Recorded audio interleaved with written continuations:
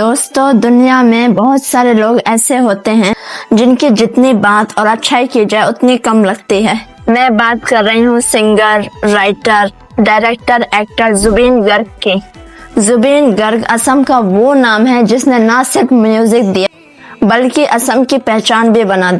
आज जब ये नाम लिया जाता है तो दिल में एक सवाल उठता है, आखिर जुबीन गर्ग के साथ हुआ क्या? क्या ये वाकई एक नेचुरल डेथ थी या इसके पीछे कोई और बात छिपी है? जुबीन गर्ग सिर्फ सिंगर नहीं थे, वह असम की आवाज थे, पॉलिटिकल बोलने वाले सच्चे इंसान थे और हमेशा से सिस्टम के खिलाफ खड़े रहते थे।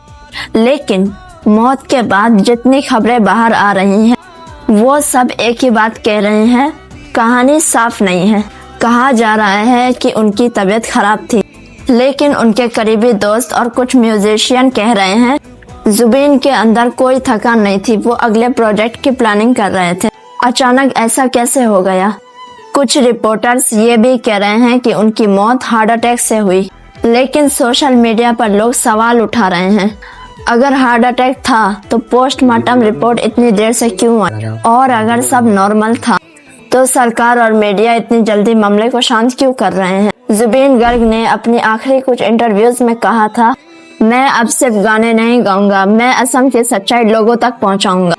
और यही लाइन अब सबको सोचने पर मजबूर कर रही है कि कहीं उनकी ये सच्चाई उनकी मौत की वजह तो नहीं बन गई। लोग कह रहे हैं कि उन्होंने असम के अंदर पॉलिटिकल खेल, फिल्म इंडस्ट्री की गंदगी और ड्रग्स कल्चर को लेकर कुछ बड़े खुलासे करने वाले थे और उनकी मौत के बाद उनके पुराने वीडियोस, ट्वीट्स और स्टेटमेंट्स वायरल हो रहे हैं। कई फैंस का कहना है ये नेचुरल डेथ नहीं, एक साजिश है। सोचिए दोस्तों, एक ऐसा इंसान जो सबके लिए गाता था, जो लोगों के लिए जागरूकता लाता था, वो अचानक अगर चला गया, कोई ठोस जवाब ना मिले तो क्या ये सवाल नहीं उठता कि कहीं कुछ छुपाया तो नहीं जा रहा? जुबीन गर्ग का सफर एक आवाज से शुरू हुआ और एक सवाल पर खत्म हो गया और अब इस सवाल का जवाब असम का हर इंसान ढूंढ रहा है। जब असम में CAA और NRC का मुद्दा उठा तो जुबीन ने खुलकर कहा, मैं सिर्फ गायक नहीं, असम का बेटा भी हूँ।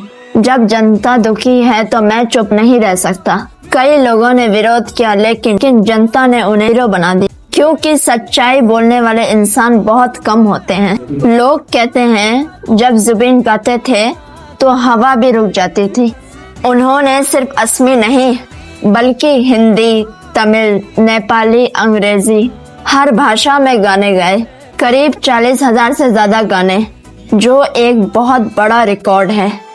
साल 2006 फिल्म गैंगस्टर आई और जिसके साथ आया गाना या अली।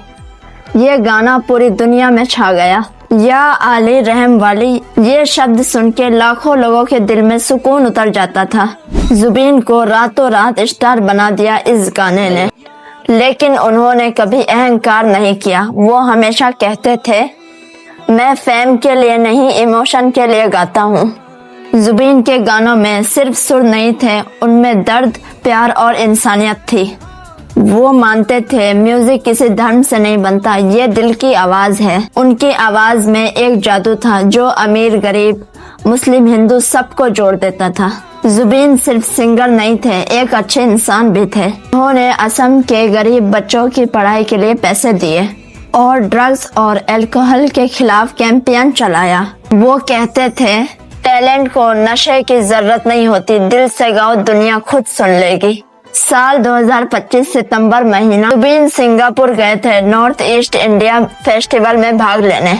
वहाँ वो दोस्तों के साथ समुद्र के किनारे घूमने गए। थोड़ी देर बाद वो पानी में गए, फिर कभी वापस नहीं आए। रिपोर्ट में लिखा गया, कॉज ऑफ डेथ ड्रोनिंग, यानी पानी में डूबने से उनकी मौत हुई। पूरे भारत में सन्नाटा छा गया। फैंस रोने लगे, सड़कों पर कैंडल जलने लगी, हर जगह बस एक ही नाम था, जुबीन गर्ग। असम सरकार ने 3 दिन का राजकीय शोक घोषित किया।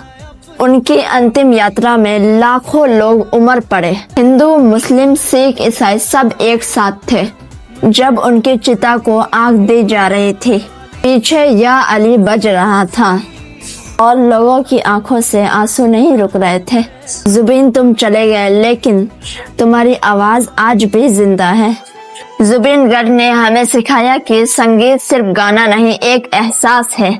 उन्होंने अपनी आवाज से दिखाया कि फेम और पैसा सब खत्म हो सकता है, लेकिन एक सच्ची आवाज कभी नहीं मरती।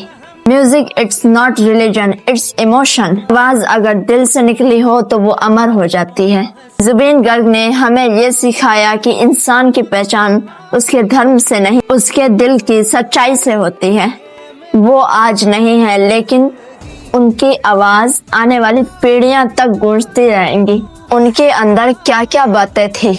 जब बाकी बच्चे खेलते थे वो तबला और बांसुरी में खोए रहते थे। वो कहते थे म्यूजिक मेरे लिए भगवान है, जब मैं गाता हूँ तो लगता है मैं जिंदा हूँ। इसकी नेक्स्ट वीडियो देखने के लिए मेरे चैनल को सब्सक्राइब करें, लाइक करें, शेयर करें और कमेंट जरूर करें।